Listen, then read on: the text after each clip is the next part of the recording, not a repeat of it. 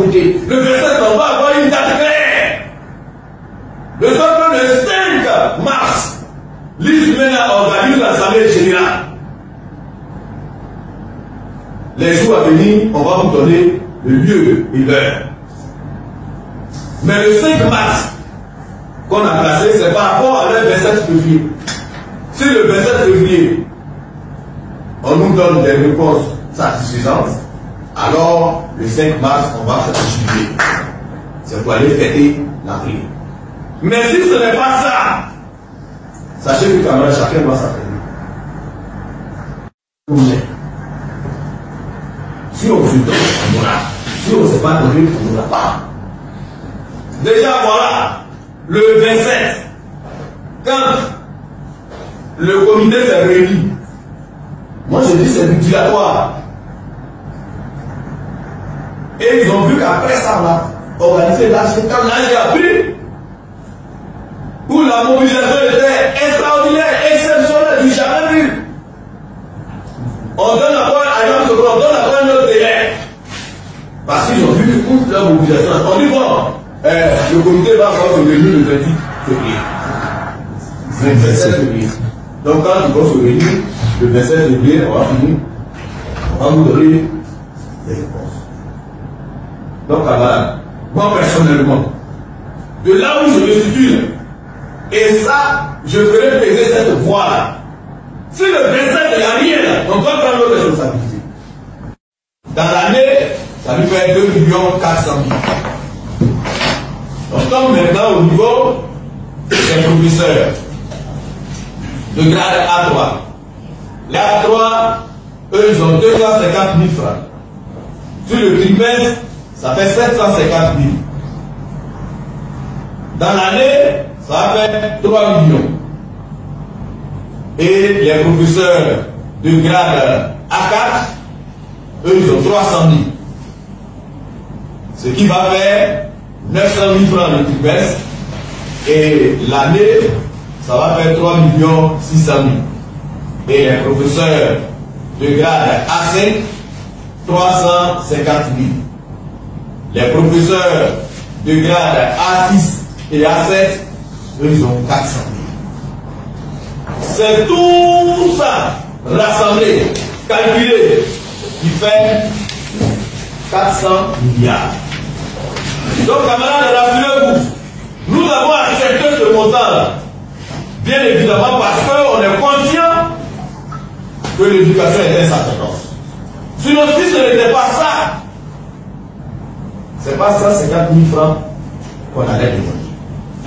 C'est pas 400 000 francs qu'un fonctionnaire de grade A7 allait demander. C'est parce qu'on est conscient. Et puis aussi, on veut au moins que ce soit d'abord un droit acquis. Parce que là où vous n'avez rien totalement, quand vous voulez lutter, faites en sorte que d'abord que ce soit un droit acquis. Et avec le temps, on va l'arriver à notre indice, comme ça se fait dans les régimes financiers et autres. Moi, j'ai mon grand frère qui était directeur régional des impôts. Je sais un peu ce que les gens ont compris. Leur Bible. Si nous, on voulait regarder ça, le grade de eux, ils ont, avec la prime qui l'accompagne, si nous, on veut regarder ça, c'est pas ça qu'on allait avoir. Mais si on a laissé ça, qu'on a dit, c'est un montant qu'on a dit là, l'État devait courir et puis accepter. Dans la lutte syndicale, on n'a plus besoin d'aller observer d'appliquer les grèves, passer dans les établissements pour déloger les gens.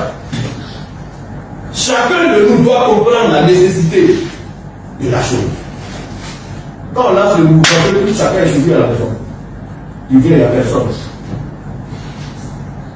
Est-ce qu'on va attraper des gens pour dire non, il y a des actions?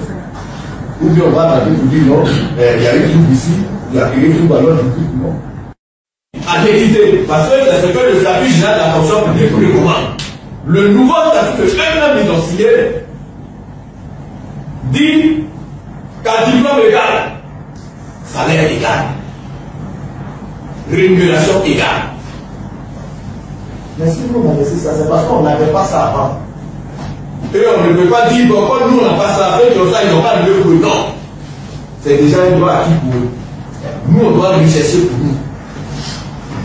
C'est pourquoi on le fait. Et le faire, ne pas faire de la politique. Regardez un peu. Moi, j'ai un élève. C'est-à-dire un enfant que moi, j'ai enseigné. Je suis sorti professeur certifié. J'ai enseigné l'enfant en terminale C. Au début, il est aux impôts. Mais je ne peux pas. Je ne peux pas avec lui. Alors qu'il est aux impôts en tant que cycle moyen supérieur. Or, moi, je suis aujourd'hui un fonctionnaire de grade A5, c'est-à-dire cadre supérieur. Je ne peux même pas avoir ce que lui, il a. Et quand on le dit, on dit on fait la politique. On ne fait pas la politique. Il nous appartient, nous. Aujourd'hui, la question de tuteur, c'est difficile. Quand les enfants viennent au collège, les parents, ils viennent, ils se mettent dans les élèves, se mettent ensemble et puis ils maison. C'est là-bas, il dit. Mais c'est dans ces cours communes là, avec les indemnités qu'on nous donne là, c'est ce que l'État nous donne d'aller vivre dans ces cours communes. Déjà, depuis la maison, le comptable d'habitude est rompu. Parce que l'élève et toi, vous allez buter les touches pour aller vous là.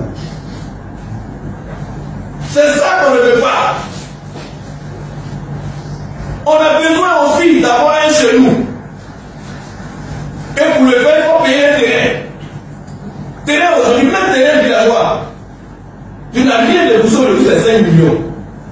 Ou tu n'es même pas sûr, parce que là, c'est même pas prouvé. Tu n'es même pas sûr que Hélène ne l'a pas été. C'est un risque que tu prends. Mais avec ce salaire, tu peux payer un terrain de 5 millions.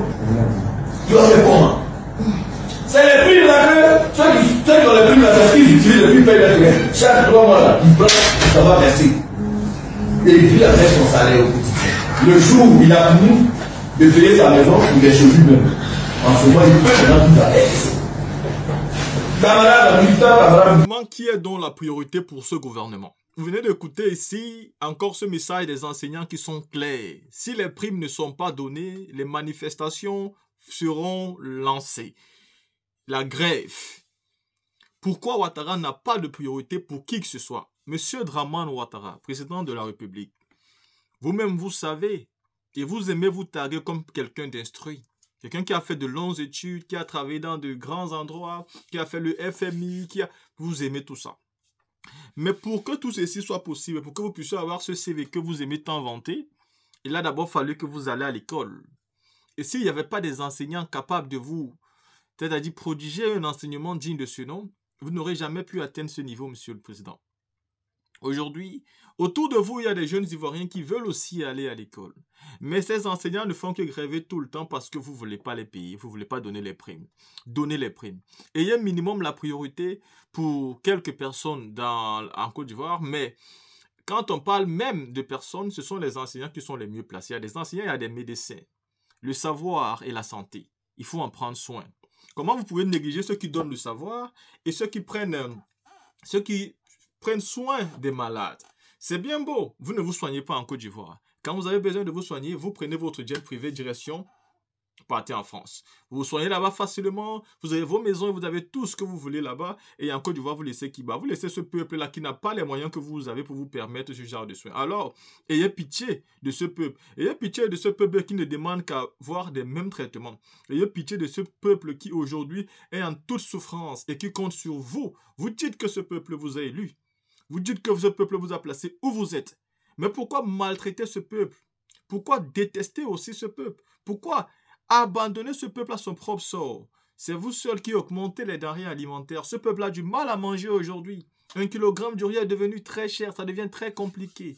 Avoir aujourd'hui une famille et être un père responsable, c'est compliqué parce qu'entre joindre les deux bouts et permettre aux enfants de tout vraiment manger à leur faim, ça devient quasiment impossible. La seule solution, c'est une manifestation générale. Donc, qu'elle passe par les enseignants, qu'elle passe par les médecins, qu'elle passe par les syndicats, qu'elle passe par la société civile, par les partis d'opposition, une chose est sûre, tôt ou tard, vous aurez ces manifestations. Et c'est le droit de tout citoyen qui a besoin de s'exprimer. Quand vous ne pouvez pas les écouter alors qu'ils parlent tous les jours d'une manière simple, il faudra peut-être qu'une manifestation populaire vienne devant votre palais pour que vous puissiez au moins tendre vos oreilles et écouter. Monsieur le Président, il tient à rappeler que vous étiez aussi opposant. Et quand vous étiez opposant, vous ne vous privez pas des manifestations. Et mieux que les manifestations, vous envoyez souvent des messages très forts, mais aussi des messages qu'un homme politique ne devrait pas avancer. Vous avez donc décidé comme ça un jour que vous n'allez même pas attendre que le président Laurent Gbagbo finisse son premier mandat qui était de 5 ans. Vous avez dit que vous allez nyagamer le pays pour que tout se gâte. Voici donc aujourd'hui, le cas que vous mettez aujourd'hui entre les mains des Ivoiriens, vous voulez qu'ils fassent quoi? Est-ce qu'eux aussi ils ont le droit de nyagami comme vous avez eu ce droit un jour? Voilà donc les enseignants qui ont payé la team. Ils ont dit que s'ils n'ont pas le prix, les grèves vont commencer et ce n'est que normal. Mais ceux qui vont payer le prix, ce sont encore les petits frères, nos enfants qui vont à l'école. Ceci dit, dites-moi ce que vous pensez, on se voit pour une autre vidéo.